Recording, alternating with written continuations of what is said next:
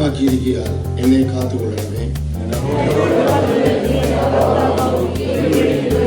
ഭൂമിയിലെ വിശുദ്ധന്മാരും അവരെനിക്ക് പ്രസാദമുള്ള ശ്രേഷ്ഠന്മാർ തന്നെ. വിശുദ്ധകരങ്ങളിൽ ദൈവത്തെ സ്തുതിച്ചാൽ, നന്ദിയുള്ള ഹൃദയത്തോടെ ദൈവത്തെ സ്തുതിച്ചാൽ, ഗ്രഹിക്കാത്ത നന്മകൾ തന്ന കർത്താവിനെ സ്തുതിച്ചാൽ, ഞങ്ങളെ സ്നേഹിക്കുന്ന ദൈവമേ, സ്വർഗ്ഗീയ പിതാവേ, നിങ്ങൾക്കാലം ഞങ്ങൾക്ക് ഞങ്ങളുടെ സന്നിധിയിലേക്ക് കടന്നു വരുവാൻ, പാടുവാൻ, പ്രാർത്ഥിക്കുവാൻ, ആരാധിക്കുവാൻ ദൈവം സാവകാശത്തിനായി ദൈവത്തെ സ്തുതിക്കുന്നു. ഞങ്ങൾക്ക് എന്താ പകൽക്കാലം തന്ന സങ്കീർത്തന ഭാഗത്തിനായി ദൈവത്തെ സ്തുതിക്കണം. ഇതിൽ കൂടി ഞങ്ങൾ സംസാരിക്കണമേ. ഞങ്ങളെല്ലാവരെയും കർത്താവ് ഒരുമിച്ച് അനുഗ്രഹിക്കും. പ്രാർത്ഥന കേട്ടതിനായി സ്തോത്രം ചെയ്യുന്നു. യേശുവിന്റെ അൻപുള്ള നാമത്തിൽ താഴ്മയോടെ അപേക്ഷിക്കുന്നു. കൃപയോടെ കേൾക്കണമേ നല്ല പിതാവേ. യേശുവിന്റെ നാമത്തിന് മഹത്വമുണ്ടാകട്ടെ. പ്രകാരം ദൈവത്തിന്റെ വചനവുമായി നിൽക്കുവാൻ ദൈവം ഒരു സാവകാശം നമ്മൾ ഓർത്ത് ദൈവത്തെ സ്തുതിക്കുന്നു. ഇവിടെ സൂക്ഷിക്കുന്ന കർത്താവിൻ്റെ ദാസൻ, മലയാളം സർവീസിൽ ലീഡ് ചെയ്യുന്ന കർത്താവിൻ്റെ ദാസൻ, മറ്റു കർത്താവിൻ്റെ ദാസന്മാർ, സഹോദരി സഹോദരന്മാർ എല്ലാവർക്കും ക്രിസ്തീശുള്ള സ്നേഹത്തിനത്തെ അറിയിക്കുന്നു. വേഗത്തിൽ നമുക്ക് സങ്കീർത്തന ഭാഗത്തിലേക്ക് കടന്നു പോകാം. രണ്ട് കാര്യങ്ങൾ മാത്രം പ്രസ്താവിക്കട്ടെ. ഞാൻ കഴിഞ്ഞ ആഴ്ചയിൽ സാക്ഷ്യത്തിൽ ഒന്ന് സൂചിപ്പിച്ചതുപോലെ ഇന്ന് പകൽക്കാലം ഇവിടെ ആയിരിക്കുമ്പോൾ ഞാൻ നല്ലൊരു ഹൃദയത്തോടാണ് ആയിരിക്കുന്നത്. കാരണം ഇവിടെ സൂചിക്കുന്ന കർത്താവിൻ്റെ ദാസൻ, എൻ്റെ പിതാവ് മാസ്റ്റർ പി.ഡി. തോമസ് ആണ് ഞങ്ങളോട് സുവിശേഷം അറിയിക്കുകയും അവരുടെയും ഞങ്ങൾ രക്ഷയുടെ രൂപത്തിലേക്ക് വരുവാൻ ഇടയായത്. അഷ്ടമുടിക്കായലിൽ എന്നെ കർത്താവിൻ്റെ ദാസൻ പി.ഡി. തോമസ് പാസ്റ്ററാണ് എന്നെ സ്ഥാനപ്പെടുത്തുവാൻ ഇടയായത്. അതുകൊണ്ട് ഞാൻ വന്ന പശ്ചാത്തലമൊക്കെ പിന്നീട് അവസരം കിട്ടുമ്പോൾ ഞാൻ പറയാം. പെട്ടെന്ന് വിശ്വാസത്തിലേക്ക് വരാനുള്ള പശ്ചാത്തലത്തിലല്ലായിരുന്നു. വലിയ പാപമൊന്നുമല്ല. ഞാനൊരു കലാകാരനായതുകൊണ്ട് നാടകം എഴുതിയും നാടകം അഭിനയിച്ചും ഒരു ക്ലബിൻ്റെ പ്രസിഡന്റുമായിട്ടൊക്കെ പോകുന്ന കാലഘട്ടത്തിലാണ് ദേവദാസന്മാർ എന്നോട് സുവിശേഷം പറയുകയും ഞാൻ വിശ്വാസത്തിലേക്ക് വരുവാനും കൊണ്ട് ഇടയായത്. ഈശ്വരൻ അത് എത്രയോ നന്നായി എന്ന് പറയുവാൻ ദൈവം ഇടയാക്കി സ്തുതിക്കുന്നു. ഞാൻ പറഞ്ഞതുപോലെ സാക്ഷികൾ പിന്നീട് പ്രസ്താവിച്ചുകൊള്ളാം. സങ്കീർത്തന ഭാഗത്തിലേക്ക് വേഗത്തിൽ നമ്മുടെ ശ്രദ്ധയിലിരിക്കാം. 16-ാം സങ്കീർത്തനമാണല്ലോ നമ്മൾ ഇന്ന് കാലം വായിച്ചത്. 1-ാം വാക്യം.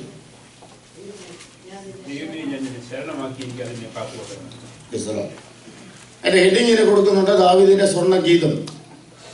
പശ്ചാത്തലത്തിലേക്കോ അല്ലെങ്കിൽ മുഖവരിയിലേക്കോ കടക്കുന്നില്ല. 56, 57, 58, 59, 60 സങ്കീർത്തനങ്ങൾ സ്വർണ്ണഗീതം എന്ന് നമുക്ക് കാണുവാനിടയാകും. പക്ഷേ 16-ാം സങ്കീർത്തനമാണ് ആദ്യത്തെ സ്വർണ്ണഗീതമായിട്ട് നമുക്ക് കാണുവാൻ കഴിയുന്നത്. അത്രത്തോളം വിലമതിക്കുന്ന ചില വിഷയങ്ങൾ ഈ സങ്കീർത്തനത്തിലുണ്ട്. അതുകൊണ്ട് ദാവീദിനെ തെറ്റുപറ്റിയിട്ടല്ല ഇതിന് സ്വർണ്ണഗീതം എന്ന ഹെഡിങ് അല്ലെങ്കിൽ ഈ പുസ്തകത്തിൽ കൊടുക്കുവാൻ ഇടയായത്. അതിലേക്ക് നമുക്ക് താഴോട്ട് കടന്നു വരാം. 1-ാം വാക്യം നമ്മൾ ഇങ്ങനെ വായിച്ചു: ദൈവമേ, ഞാൻ നിന്നെ ശരണമാക്കിയിരിക്കാൻ എന്നെ കാത്തുകൊള്ളണമേ. Praise the Lord. ദാവീദിനെ മാത്രമല്ല, നമ്മുടെ എല്ലാവരുടെയും ജീവിതത്തിൽ ചില സന്ദർഭങ്ങളിൽ എല്ലാ ശരണവും വിട്ടുപോകുമ്പോൾ, എല്ലാ ആശ്രയവും വിട്ടുപോകുമ്പോൾ, വാക്ക് പറഞ്ഞ പലരും മാറിപ്പോയ സാഹചര്യങ്ങളിൽ ദൈവത്തിന്റെ പാദപീഠത്തിൽ കടന്നു വന്ന് കർത്താവേ, മറ്റൊരാശ്രയം എനിക്കില്ല, എന്നെ രക്ഷിക്കണമേ എന്ന് നീയും ഞാനും വിളിച്ചു പറഞ്ഞ സന്ദർഭങ്ങളിൽ ദൈവം സ്വർഗം ചാച്ചിറങ്ങി വന്ന് ചെവി ചായച്ചുകൊണ്ട് മകനെ മകളെ ഞാൻ നിനക്ക് എന്തു ചെയ്തു തരേണ്ടു എന്ന് ചോദിച്ച വിഷയങ്ങൾക്ക് മറുപടി തന്ന എത്ര പേര് നിരാശ വിളിക്കാറുണ്ട്.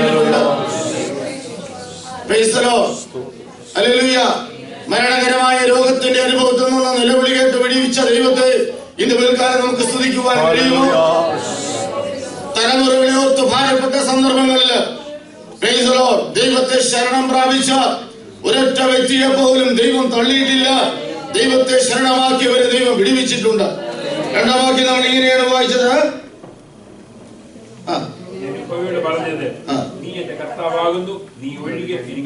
നീ ഒഴികെ എനിക്കൊരു നന്മയുമില്ല. ഇന്ന് ആവർത്തിച്ച് ആവർത്തിച്ച് ആ പാട്ടിന്റെ വരികളെടുത്തല്ലേ നമ്മൾ പാടിയത്? എന്നെ ആ തീരാത്ത നന്മകൾ തന്ന കർത്താവ് ഇന്ന് രാത്രി ഇത് പകൽക്കാലം ഓർത്തുകൊള്ളണം. ദൈവം തന്നതല്ലാതെ, വീണ്ടും പറയട്ടെ, ദൈവം തന്നതല്ലാതെ ഒരു നന്മയും നമ്മുടെ ആരുടെയും കയ്യിലില്ല. കർത്താവിന്റെ ദാസൻ ഓർപ്പിച്ചതുപോലെ പാപത്തിന്റെ അന്ധകാരത്തിൽ നിന്ന് ദൈവം നമ്മെ വിളിച്ചു വേർതിരിച്ചു. അനേകരുടെ കയ്യിൽ ഈ പുസ്തകമുണ്ട്. പക്ഷേ സത്യം മനസ്സിലാകാതിരുന്ന സാഹചര്യത്തിൽ എനിക്കും നിനക്കും സത്യം വെളിപ്പെടുത്തി തന്ന ഈ ദൈവത്തെ ഇന്ന് ഉൾക്കാല സ്തുതിപ്പാനിടയാകട്ടെ. ആമേൻ. ദൈവം തന്നതല്ലാതെ ഒരു നന്മയും നമ്മുടെ ആരുടെയും കയ്യിലില്ല. Price the Lord. ഹല്ലേലൂയ.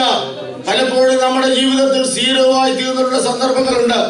ഞാൻ പറഞ്ഞില്ല, 32 വർഷക്കാലം ഞാൻ ഗൾഫിലായിരുന്നു. പക്ഷേ 3 പ്രാവശ്യം എന്റെ അവസ്ഥ സീറയാവുവാനിടയായി.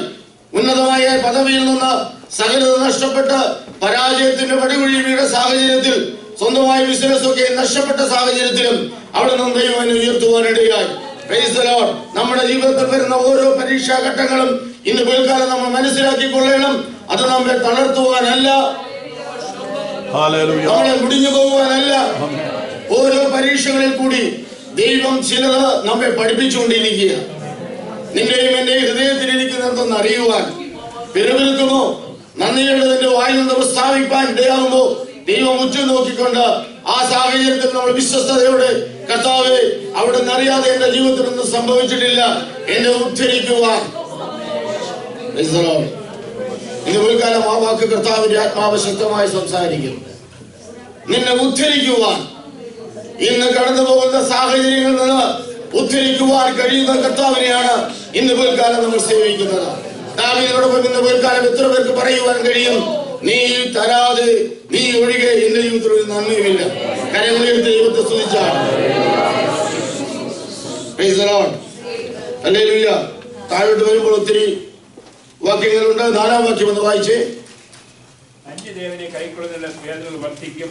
അവരുടെ രക്തപാനീയ ബലികളെ ഞാൻ അർപ്പിക്കുകയില്ല. അവരുടെ നാമങ്ങളെ എന്റെ നാവിന്മേൽ എടുക്കുകയില്ല. അന്യദേവന്മാരെ കൈക്കൊള്ളുന്നവരുടെ വേദനകൾ വർദ്ധിക്കും. അവരുടെ രക്തപാനീയ ബലികളെ ഞാൻ. ഹല്ലേലൂയ. നമുക്കൊക്കെ തോന്നും ഇസ്രായേൽ ജനം മാത്രമാണ് ദൈവത്തിന്റെ ശബ്ദം കേട്ട, ദൈവത്തിന്റെ പ്രമാണം ലഭിച്ച ശേഷം പലപ്പോഴും ഒരു പിന്മാറ്റത്തിലേക്ക് പോയി. നമ്മളായിരുന്നെങ്കിൽ അങ്ങനെയൊന്നും ഉണ്ടാകില്ല എന്നുള്ള ചിന്താഗതിയൊക്കെ നമുക്ക് വരുമ്പോഴും ഇത് പിൽക്കാലം വളരെ വേദനയോടെ പറയട്ടെ, ക്രിസ്ത്യാനികൾ എന്ന് പറയുന്ന പലരും ഇന്നും ആരാധന സ്ഥലങ്ങളിൽ കാണിച്ചു വയ്ക്കുന്ന മ്ലേച്ഛതകൾ കാണുമ്പോൾ, ആമേൻ, പൗലോസ് തന്റെ വചനത്തിൽ പറയുന്നത് പോലെ, പ്രസ്താവിക്കുന്നത് പോലെ, പട്ടണത്തിൽ ബിംബങ്ങൾ നിറഞ്ഞിരിക്കുന്നത് കണ്ടപ്പോൾ എന്റെ ഹൃദയത്തിന് ചൂട് പിടിച്ചു. ഇത് താഴോട്ട് വരുമ്പോൾ അതിന്റെ 7-ാം വാക്യം, എനിക്ക് ബുദ്ധി ഉപദേശിച്ചെന്ന യഹോവയെ ഞാൻ വാഴ്ത്തും. Price the Lord. പലപ്പോഴും നമ്മുടെ ബുദ്ധി അഫലമായി പോയ സാഹചര്യത്തിൽ, നമ്മുടെ ബുദ്ധി പലപ്പോഴും മണ്ടത്തരത്തിലേക്ക് പോയ സാഹചര്യത്തിൽ എനിക്കും നിനക്കും ദൈവം നല്ല ബുദ്ധി ഉപദേശിച്ചു തന്നു. Price the Lord. യഹോവ ഭക്തി ജ്ഞാനത്തിന്റെ ആരംഭമാണ്. കുഞ്ഞുങ്ങളെ പറയാറുണ്ട് അല്ലേ, അവയെ ആചരിക്കുന്നവർക്കൊക്കെയും നല്ല ബുദ്ധിയുണ്ട്. Praise the Lord. എന്താണ് യഹോവ ഭക്തി? എന്താണ് ജ്ഞാനം? Praise the Lord. എന്താണ് ജ്ഞാനം? എന്താണ് വിവേകം? യോബിന്റെ പുസ്തകത്തിൽ പറയുന്നുണ്ട്, യഹോവ ഭക്തിയാണ് ജ്ഞാനം, ദോഷം വിട്ടകലുന്നത് തന്നെ വിവേകം. Price the Lord. ദോഷം വിട്ടകലുന്ന വിവേകവും ദൈവത്തെ അറിയുന്ന ജ്ഞാനവും നമുക്ക് തന്നതോർത്ത് ദൈവത്തെ സ്തുതിക്കാം. Price the Lord. ഹല്ലേലൂയ. ഇവിടെ വായിച്ചത് ഇങ്ങനെയാണ്, എനിക്ക് ബുദ്ധി ഉപദേശിക്കുന്ന യഹോവയെ ഞാൻ വാഴ്ത്തും. ഹല്ലേലൂയ. Price the Lord. സ്വന്തം ബുദ്ധിയിൽ ഊന്നി ചുവട് വെച്ച എത്രയോ സന്ദർഭങ്ങൾ നമ്മുടെ ജീവിതത്തിൽ പരാജയത്തിൽ പോയിട്ടുണ്ട് അല്ലേ? പിന്നെ നമ്മൾ തന്നെ പറഞ്ഞിട്ടുണ്ട്, ഞാൻ അന്ന് ചെയ്തത് ബുദ്ധിമോശമായി പോയി. Price the Lord. പക്ഷേ ഇന്ന് ഇത്രത്തോളം ദൈവം കൊണ്ട് എത്തിച്ചത് ദൈവം നമുക്ക് ബുദ്ധി ഉപദേശിച്ചു തന്നതുകൊണ്ടാണ്. Praise the Lord. ഹല്ലേലൂയ. പ്രാർത്ഥിക്കുന്നവർക്ക് മാത്രമേ ദൈവത്തിന്റെ ആലോചന ലഭിക്കുകയുള്ളൂ. അടുത്ത വാക്യം എന്താ വായിക്കുന്നത്? രാത്രികാലങ്ങളിലും എന്റെ അന്തരംഗം എന്നെ ഉപദേശിക്കും. Praise the Lord. രാത്രികാലങ്ങളിലും എന്റെ അന്തരംഗം എന്നെ ഉപദേശിക്കുന്നു. Praise the Lord. ഹല്ലേലൂയ. രാത്രിയിൽ പ്രാർത്ഥിച്ചിട്ട് കിടക്കുന്നവർക്ക് പ്രൈസ് ദി ലോർഡ് പിറ്റേന്നിലേക്കുള്ള വഴി പോലും ദൈവത്തിന്റെ അന്തരംഗത്തിൽ ആമേൻ സ്തോത്രം ദൈവം ദർശനത്തിൽ കൂടി ആമേൻ കാണിച്ചു തരുന്ന ദൈവമാണ്. ഹല്ലേലൂയ. ഞാൻ സ്തോത്രം ഇങ്ങോട്ട് വരുന്നതിന് മുമ്പ് പെട്ടെന്ന് ഞാൻ ഒരു തീരുമാനമെടുത്തു. അത് പിന്നീട് പറഞ്ഞുകൊള്ളാം. എല്ലാവരും എന്നോട് ചോദിച്ചു, കാണിക്കുന്ന ബുദ്ധിമോശമല്ലേ? Price the Lord. എന്നാൽ അതിന്റെ തലേന്ന് ഞാൻ ചെയ്തതിന്റെ പിറ്റേന്ന് രാത്രി ദൈവം എന്ന ദർശനത്തിൽ കൂടി ആമേൻ ഞാൻ എടുത്ത തീരുമാനം ശരിയാണെന്ന് ദൈവം എനിക്ക് ഉറപ്പിച്ചു കാണിച്ചു തന്നു. Price the Lord. രാത്രിയിലും അന്തരംഗം ആമേൻ എന്നെ ഉപദേശിക്കും, എന്നോട് സംസാരിക്കും, ദൈവത്തിന്റെ ആലോചന നിങ്ങൾ കേൾപ്പിക്കും. നിന്റെ കാൽ ശരിയാണോ തെറ്റാണോ, ചുവട് ശരിയാണോ തെറ്റാണോ എന്ന് ദൈവം നമ്മെ കാണിച്ചു തരും. Price the Lord. അതിന്റെ 8. ഞാൻ യഹോവയെ എപ്പോഴും എന്റെ മുമ്പിൽ വെച്ചിരിക്കുന്നു, അവൻ എന്റെ വലഭാഗത്തുള്ളത് കൊണ്ട് ഞാൻ കുലുങ്ങി പോകുകയില്ല. അതുകൊണ്ട് എന്റെ ഹൃദയം സന്തോഷിച്ച് എന്റെ മനസ്സ് ആനന്ദിക്കുന്നു, എന്റെ ജഡവും നിർഭയമായി വസിക്കും. ദാവീദ് ഒരു പ്രവാചകനായിരുന്നു അല്ലെ? Price the Lord. ദാവീദ് തന്റെ പ്രവചനത്തിൽ കൂടി കർത്താവായ യേശുക്രിസ്തുവിന്റെ രണ്ടാമത്തെ വരവിനെ കുറിച്ച് അല്ലെങ്കിൽ അവന്റെ ഉയർത്തെഴുന്നേൽപ്പിനെ കുറിച്ച് വ്യക്തമായി പറഞ്ഞിട്ടുള്ള സങ്കീർത്തന ഭാഗമാണിത്. എങ്ങനെയാണ് നമുക്ക് മനസ്സിലാക്കുന്നത്? നിങ്ങൾക്കറിയാം, നിങ്ങളെല്ലാം നല്ല വചനജ്ഞാനമുള്ളവരാണ്.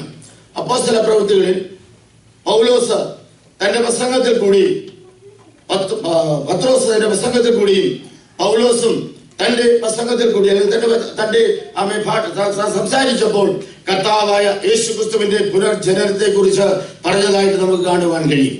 അങ്ങനെയാണെങ്കിൽ ഇത് ഒരു മിശിഹ സങ്കീർത്തനമെന്ന് സ്തോത്രം വേദ പണ്ഡിതന്മാർ അഭിപ്രായപ്പെടുന്നുണ്ട്. അതിനോട് നമുക്ക് യോജിച്ചേ പറ്റത്തുള്ളൂ. ഹല്ലേലൂയ. സുവിശേഷം എന്നുള്ളത് കർത്താവായ യേശുക്രിസ്തുവിന്റെ ജനനവും മരണവും ഉയർത്തെഴുന്നേൽപ്പിനെ കുറിച്ച് പറയുന്നതാണ് സുവിശേഷം എന്ന് വ്യക്തമായി നമുക്ക് മനസ്സിലാകും. Price the Lord. അങ്ങനെയാണെങ്കിൽ ആദ്യത്തെ പൂർണ്ണമായ ഒരു സുവിശേഷം പ്രസംഗകൻ എന്ന് പറയുവാൻ തക്കണം ഇടയാകുന്നത് ആരെയാ? പത്രോസിനെയാണ്. Praise the Lord. നമുക്കറിയാം, ചില ആഴ്ചകൾക്ക് മുമ്പ് എല്ലാ ജനവും കേൾക്കെ തള്ളിപ്പറഞ്ഞ കർത്താവായ യേശുക്രിസ്തുവാണ് രക്ഷിതാവെന്നും അവനാണ് വീണ്ടും വരുന്നവനെന്നും ധൈര്യമായി പ്രസംഗിക്കുവാനുള്ള ഒരു സന്ദർഭം പത്രോസും 11 പേരോട് നിന്ന് നിൽക്കുന്ന കൂട്ടത്തിൽ പത്രോസ് എഴുന്നേറ്റ് സുവിശേഷം പ്രസംഗിച്ചപ്പോൾ പ്രൈസ് ദി ലോർഡ്, ആദ്യമേ യോബേൽ പ്രവാചകന്റെ പുസ്തകത്തിൽ നിന്ന് അന്ത്യകാലത്ത് സകല ജനത്തിന്മേലും ഞാൻ എന്റെ ആത്മാവിനെ പകരുമെന്ന് പറഞ്ഞതിന് ശേഷം താഴേക്ക് വരുമ്പോൾ ദാവീദ് യേശുക്രിസ്തുവിനെ കുറിച്ച് പറഞ്ഞ ആ വാക്യങ്ങൾ 16-ാം സങ്കീർത്തനത്തിൽ നിന്ന് ഉദ്ധരിച്ചുകൊണ്ടാണ് അന്ന് പത്രോസ് അവിടെ പ്രസംഗിക്കുവാൻ ഗുണമിടയായത്. Praise the Lord. ഹല്ലേലൂയ. പത്രോസിന്റെ അപ്പോസ്തല പ്രവൃത്തി 2-ാം അധ്യായം വേഗത്തിൽ എടുത്ത് അതിന്റെ 25 ഈ സങ്കീർത്തനത്തിൽ പറഞ്ഞിരിക്കുന്ന കാര്യങ്ങളാണ് പത്രോസ് അവിടെ ഉദ്ധരിച്ചുകൊണ്ട് പ്രസംഗിപ്പാൻ ഗുണമിടയായത്. കാര്യം നമ്മൾക്കറിയാം. എല്ലാവരും കൂടി വന്ന് ഇവരെന്താണ് ആത്മാവിൽ ഇങ്ങനെ അന്യഭാഷയെ ദൈവത്തെ സ്തുതിച്ചുകൊണ്ടിരിക്കുമ്പോൾ പ്രൈസ് ദി ലോർഡ് അവർക്ക് എന്താണ് അവർ ചെയ്യുന്നതെന്ന് മനസ്സിലാക്കുവാൻ ഗുണമിടയായി.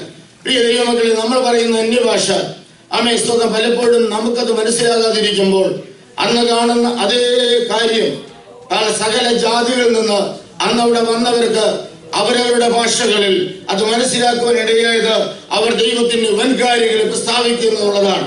ഇന്ന് പിൽക്കാലം അന്യഭാഷയിൽ നീ സ്തുതിച്ചപ്പോൾ, നീ ദൈവത്തെ മഹത്വപ്പെടുത്തിയപ്പോൾ പ്രൈസ് ദി ലോർഡ് ഒരു കാര്യം മറന്നു പോകരുത്, നീ ദൈവത്തിന്റെ വൻകാര്യങ്ങളെ പ്രസ്താവിക്കുകയായിരുന്നു. Praise the Lord. എത്ര പേർക്ക് അനുഭവം ഉണ്ടെന്ന് അറിയത്തില്ല. Price the Lord. പ്രിയ കർത്താവിന്റെ ദാസനൊക്കെ അറിയാം. ഞങ്ങളവിടെ മീനസ്റ്റാർ എന്ന് പറയുന്ന അദ്ദേഹത്തിന്റെ ഭവനത്തിൽ ആത്മാവിനെ പ്രാപിക്കുവാനുള്ള ഒരു എന്താ പറയാ, ഇതിപ്പോഴൊന്നും ഇല്ലല്ലോ, കാത്തിരിപ്പ് യോഗത്തിൽ ദൈവത്തിന്റെ ആത്മാവിനെ പ്രാപിക്കാൻ എനിക്ക് കഴിയാതിരുന്നപ്പോൾ ഞാൻ ആദ്യത്തെ സെക്ഷൻ കഴിഞ്ഞു, രണ്ടാമത്തെ സെക്ഷൻ കഴിഞ്ഞു, എനിക്ക് ആത്മാവിനെ പ്രാപിക്കാൻ കഴിഞ്ഞില്ല. ഞാൻ ദൈവത്തോട് പ്രാർത്ഥിച്ചു, കരഞ്ഞു പ്രാർത്ഥിച്ചു. Price the Lord. അപ്പോൾ അന്ന് എനിക്ക് ആദ്യമായി കിട്ടിയ 3 വാക്കുകളാണ് ഞാൻ ആദ്യമായി അന്യഭാഷയെ പറയുവാനിടയായത്. ഹലു ഹലു ഹലു കേട്ട. Price the Lord. എനിക്ക് ഇതിന്റെ അർത്ഥമൊന്നും അറിയില്ല. പിന്നീട് ഞാൻ മസ്കറ്റിൽ പോയി ഗൾഫിൽ ചെന്നപ്പോൾ എനിക്ക് മനസ്സിലായി ഹലു എന്ന് പറഞ്ഞാൽ എന്താ. ഞാൻ നിങ്ങൾക്കൊരു സംഗതി തരുമ്പോൾ നിങ്ങൾ എന്നോട് പറയും അല്ല അത് ഹലു, അത് വളരെ നന്നായിരിക്കുന്നു, നല്ല മധുരമുണ്ട് എന്നാണ് അതിന്റെ അർത്ഥം. Price the Lord. അടുത്തത് ഗത എന്ന് പറഞ്ഞാൽ ആഹാരം. അന്ന് എന്നെ പിന്നീട് എനിക്ക് മനസ്സിലായി അന്ന് രാത്രി ദൈവം എനിക്ക് തന്നത് എന്താണെന്നറിയാമോ? മധുരമുള്ള, ലോകത്തില്ലാത്തതിനേക്കാളും നിന്റെ നാവിനെ മധുരിപ്പിക്കുന്ന ഒരാഹാരമാണ് അന്ന് ആത്മാവിന്റെ ശക്തിയാൽ ദൈവം എനിക്ക് തരുവാനിടയായത്. ഞാൻ ഇന്ന് പകൽക്കാലം പറയുന്നത്, നീ പറയുന്ന അന്യഭാഷ നീ നിനക്ക് മനസ്സിലാകാതിരിക്കുമ്പോൾ ഇന്ന് പകൽക്കാലം മനസ്സിലാക്കുക, നീ ആത്മാവിൽ കാര്യങ്ങൾ പ്രസ്താവിക്കുക. Price the Lord. എന്റെ സമയം തീർന്നതുകൊണ്ട് ഞാൻ വാക്കുകൾ ചുരുക്കട്ടെ. Price the Lord. അവിടെ നിർജീവ പ്രവൃത്തികളെ കുറിച്ച്, നിർജീവത്വം പ്രാപിക്കാൻ ഇടയായില്ല, അല്ലെങ്കിൽ ദ്രവത്വം പ്രാപിച്ചില്ല, കർത്താവായ യേശുക്രിസ്തു ഉയർത്തെഴുന്നേൽക്കുന്നതിനെ കുറിച്ച് പ്രവാചന ആത്മാവിൽ പറഞ്ഞപ്പോൾ എന്താണ് ഇതെന്ന് മനസ്സിലാക്കുവാൻ ഇടയാകുന്നത്. നമ്മെയും ക്രിസ്തുവിന്റെ ആത്മാവ് നിന്നിൽ വസിക്കുന്നുവെങ്കിൽ ക്രിസ്തുവിനെ ഉയർപ്പിച്ചതുപോലെ നിന്നെയും അവൻ ജീവിപ്പിക്കും. റോമർക്കെഴുതിയ ലേഖനം 8-ാം അധ്യായം അതിന്റെ 11-ാം വാക്യം. യേശുവിനെ മരിച്ചവരിൽ നിന്ന് ഉയർപ്പിച്ചവന്റെ ആത്മാവ് നിങ്ങൾ വസിക്കുന്നുവെങ്കിൽ ക്രിസ്തു യേശുവിനെ മരണത്തിൽ നിന്ന് ഉയർപ്പിച്ചവൻ മരണത്തിൽ നിന്ന് ഉയർപ്പിച്ചവൻ നിങ്ങൾ വസിക്കുന്ന തന്റെ ആത്മാവിനെ കൊണ്ട് നിങ്ങളുടെ ശരീരങ്ങളിൽ ജീവിക്കും. Praise the Lord. ദൈവത്തിന്റെ ആത്മാവ് എന്നിലും നിന്നിലും പകർന്നിരിക്കുന്നത് ഒരു പാട്ടുപാടി ഒരു അന്യഭാഷ പറഞ്ഞു നിർത്തുവാനല്ല. ആത്മാവിൽ ആരാധിക്കണം, അന്യഭാഷയിൽ പാടണം. പക്ഷേ ദൈവം നമ്മിലേക്ക്, പത്രോസ് അവിടെ പറഞ്ഞു, അവൻ മരിച്ചുയർത്തെഴുന്നേറ്റ് അവിടെ ചെന്നിട്ട് പിതാവിൽ നിന്ന് പരിശുദ്ധാത്മാവില് വാങ്ങിച്ചയച്ചു. അതാണ് നിങ്ങൾ ഈ കാണുന്ന ജനങ്ങൾ അന്യഭാഷ ദൈവത്തെ സ്തുതിക്കുന്നതിന് അടയാളം കാണുവാനിടയായത്. അതാണ് ഞാൻ ഇന്ന് കോൽക്കാലം ഓർപ്പിക്കട്ടെ. നമ്മെ ദൈവത്തിന്റെ ആത്മാവ് നമുക്ക് തന്നിരിക്കുന്നത് ഈ ലോകത്തുള്ള നന്മകൾ മാത്രം അനുഭവിച്ചു മരണപ്പെടുവാനല്ല. പക്ഷേ ദൈവത്തിന്റെ ആത്മാവ് എന്നിലും നിന്നിലും വസിക്കുന്നുവെങ്കിൽ പ്രൈസ് ദി ലോർഡ്, നിന്റെ ആത്മാവ്, ദൈവത്തിന്റെ ആത്മാവ് നമ്മൾ വസിക്കുന്നത് കൊണ്ട് ക്രിസ്തുയേശുവിനെ ഉയർപ്പിച്ച അതേ ആത്മാവ് നമ്മെ ഉയർപ്പിക്കും. ഇന്ന് പോൽക്കാലം എത്ര പേർക്ക് ധൈര്യമുണ്ട്? Price the Lord. ദൈവത്തിന്റെ ആത്മാവ് നമ്മൾ പകർന്നിരിക്കുന്നത് നമ്മെ ഉയർപ്പിക്കുന്ന ദിവസമുണ്ട്. ആമേൻ. ബന്ധുമിത്രാദികൾ മരിച്ചു പോകുമ്പോൾ, ദുഃഖം എന്റെയും നിന്റെയും ഉള്ളത്തിലുണ്ടാകുമ്പോൾ ഇന്ന് പോൽക്കാലം മനസ്സിലാക്കിക്കൊള്ളുക, ദൈവത്തിന്റെ ആത്മാവ് ആമേൻ നമ്മെ ഉയർപ്പിക്കുന്ന ഒരു ദിവസമുണ്ട്. ഈ വചനങ്ങളെ കർത്താവ് നമ്മെ അനുഗ്രഹിക്കട്ടെ.